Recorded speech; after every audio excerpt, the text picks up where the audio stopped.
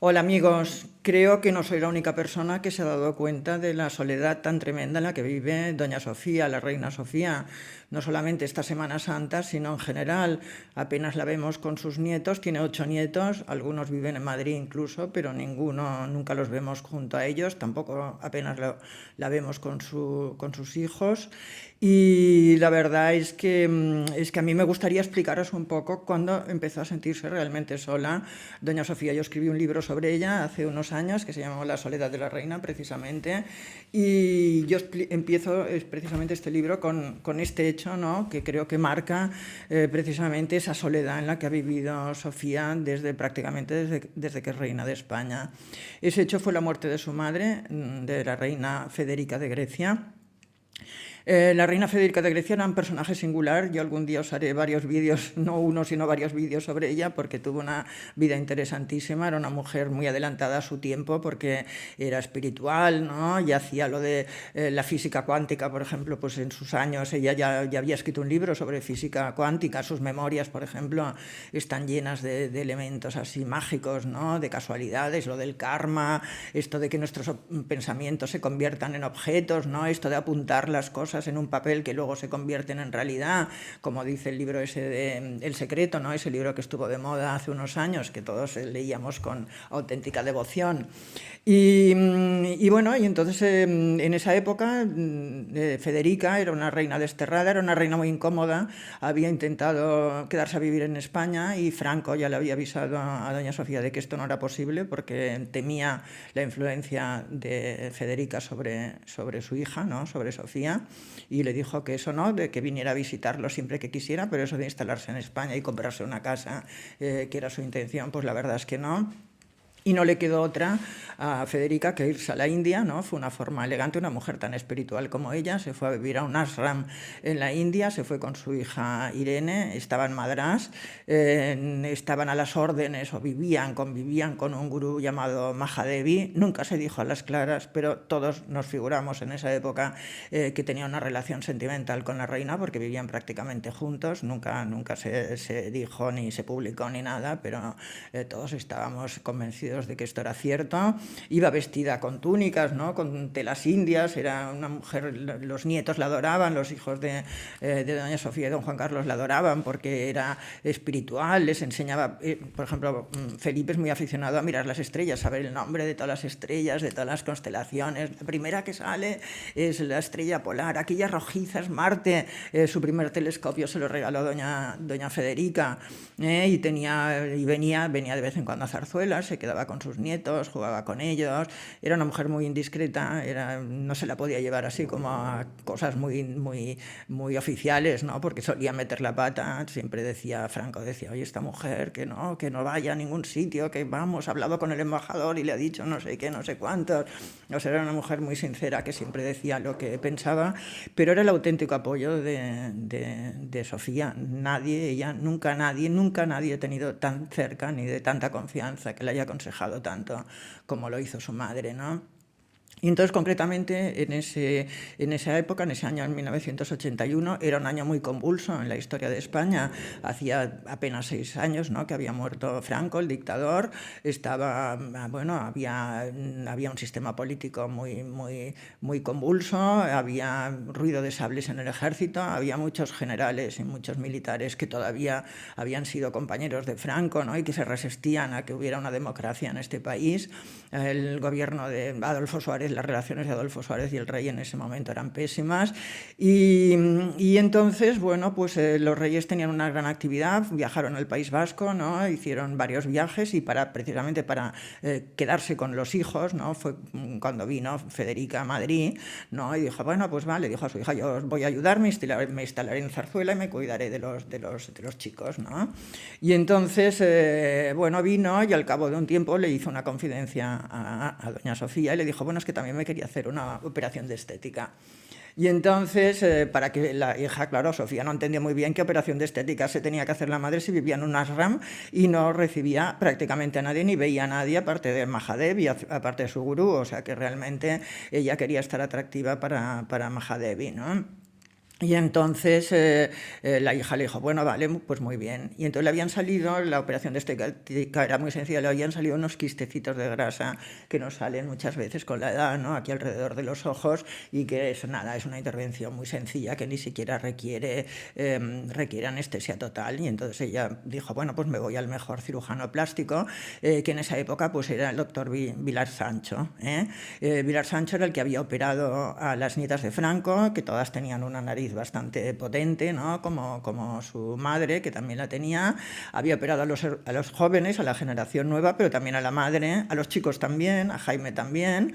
Y entonces las narices de las nietas de Franco se habían hecho famosas, le llamaban las narices Franco, ¿no? Porque eran unas narices que no eran respingonas como habían sido antes, sino que eran rectas, eran bonitas, quedaban bastante naturales. Y este médico pues era el más reputado en esos momentos en Madrid, operaba en la clínica de La Paloma. Y entonces, pues nada, era una cosa muy sencilla. Y como los Reyes habían tenido mucha actividad y estaban muy cansados, un fin de semana, el fin de semana del 6 de febrero, que era viernes, decidieron irse al Valle de Arán. Ellos, el Valle de Arán había sido siempre su refugio, primero habían ido al Hotel Montarto, ¿no? Y luego la oficina de turismo del Valle de Arán les cedió esta casa de la Pleta, que luego la fueron aumentando, ¿no? Con más casas y haciéndola más grande. En esa época todavía era bastante pequeña. Y entonces, bueno, decidieron irse a pasar el fin de semana. Y al mismo tiempo, don Juan Carlos quería hablar con el general Armada, ¿no? Que en esa época estaba... Empezamos con la tos. Ay. Gracias, por cierto, por ser tan comprensivos con mi tos, que me hace mucha gracia, que me acompleja, es algo que me acompleja muchísimo y que es nervios totalmente, os lo vuelvo a repetir, y sin embargo vosotros me lo disculpéis, ¿eh? Muchas gracias, lo agradezco. Bueno, pues en esa época el general Armada estaba destacado en Lérida y necesitaba hablar don Juan Carlos para pulsar un poco cuál era el ánimo del ejército en esa época. Tenemos que recordar que apenas 2 semanas después, el 23F, hubo el golpe de Estado, el golpe de Estado en el Congreso, que un grupo de guardias civiles intentó tomar el Congreso, hizo un golpe de Estado y entró, de hecho lo tomó, y que el general Armada fue uno de los que estaba al frente de este golpe de Estado y luego pues lo condenaron a 30 años de prisión, o sea que realmente fue uno de los culpables. El general Armada, para defenderse en ese juicio, quiso contar lo que había hablado esa noche con el rey, esa noche en el Valle de Arán con el rey, y la verdad es que no se lo permitieron, ¿eh? Dijeron que era una conversación confidencial y que no se lo permitieron, o sea que la conversación realmente tenía que ser muy delicada. Iban a comer primero a Casa Arties. Casa Arties es un restaurante que está en Arties, como su propio nombre dice, perdona, se llama Casa Irene. La especialidad es la olla aranesa, que es es una sopa muy rica y que le gustaba mucho al rey. Y entonces estaba la reina, pues estaba ese viernes, habían subido don Juan Carlos, doña Sofía y las infantas, y don Felipe se había quedado en Madrid al cuidado de su abuela, porque su abuela, porque había suspendido, era bastante mal estudiante, tenía un examen el lunes, tenía que estudiar, y entonces no le dejaron subir. Él insistió porque le encantaba esquiar, pero le dijeron, no, Felipe, tú te quedas en Zarzuela, estudias, tu abuela te controlará, porque la abuela se tenía que hacer esa pequeña intervención en la clínica de La Paloma el viernes, pero luego se iba a recuperar en Zarzuela, y como era una cosa sin importancia, pues la verdad es que podía ejercer sus funciones de guardiana en perfectas condiciones. Se operó por la mañana, además con el añadido de que estaba supervisando la operación el doctor Zurita, el médico que estaba casado con la infanta Margarita, ¿no? La cuñada de doña Sofía. O sea que realmente no había ningún punto en contra de esto. Lo único es que ella no quiso que le hicieran anestesia parcial, ¿no? Ella quiso que la anestesiaran totalmente. Dijo que quería descansar un momento de tanto pensar, ¿no? Porque era una mujer con una actividad mental increíble, siempre estaba imaginando cosas, ¿no? Era una mujer activísima, con una conversación, era muy lista, era muy inteligente, muy culta, leía mucho, sabía mucho de historia y le encantaba hablar, contar cosas, ¿no? Y quería un poco descansar de esta cosa tan frenética, ¿no? Y entonces ella quería que la durmieran totalmente y fue lo único que pidió, que la durmieran totalmente. Bueno, entonces el caso es que doña Sofía estaba arreglándose para salir esa noche, para ir a cenar, estaba en su habitación para cenar en casa Artíes, estaba poniéndose un conjunto, las infantas que en esa época tenían 18 y 16 años habían quedado con su grupo de amigos para ir a bailar a la discoteca Tiffany's, ¿no?, del Valle de Arán. Y estaba ahí tranquilamente cuando oyó el teléfono. Naturalmente ella nunca se ponía el teléfono, oyó un teléfono que hablaba, que sonaba, oyó que se ponían, oyó a lo lejos también que hablaba don Juan Carlos, pero no supo lo que era, hasta que al final, mientras estaba en su habitación, estaba en ese momento con Laura, que era una persona que tenía de confianza, y en ese momento apareció don Juan Carlos con una expresión bastante seria.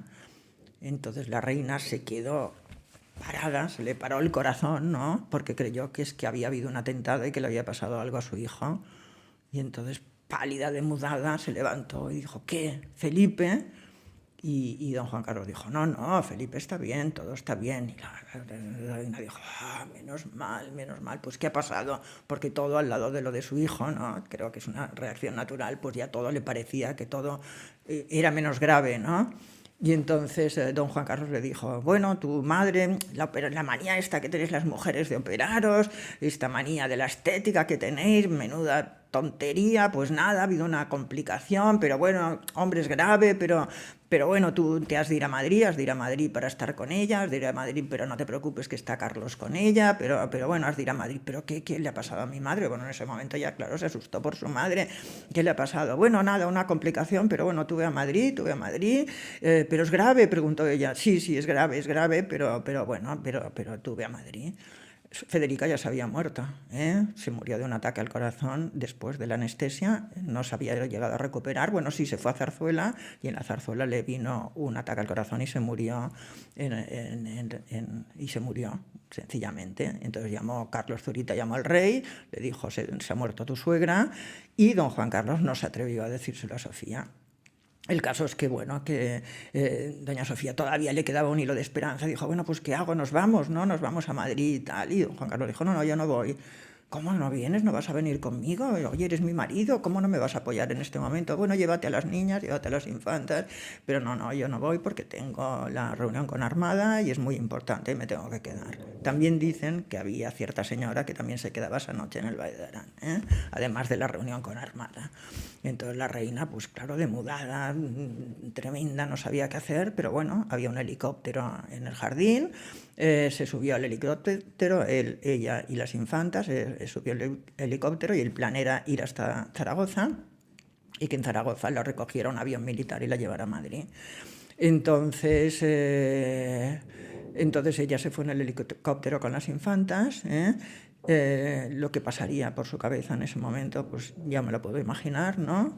Y cuando llegó al aeropuerto de Zaragoza, bajó del helicóptero y un militar perfectamente uniformado, un guardia civil, se acercó, se cuadró y dijo, mi más sentido pésame, señora. Y en ese momento supo que su madre se había muerto.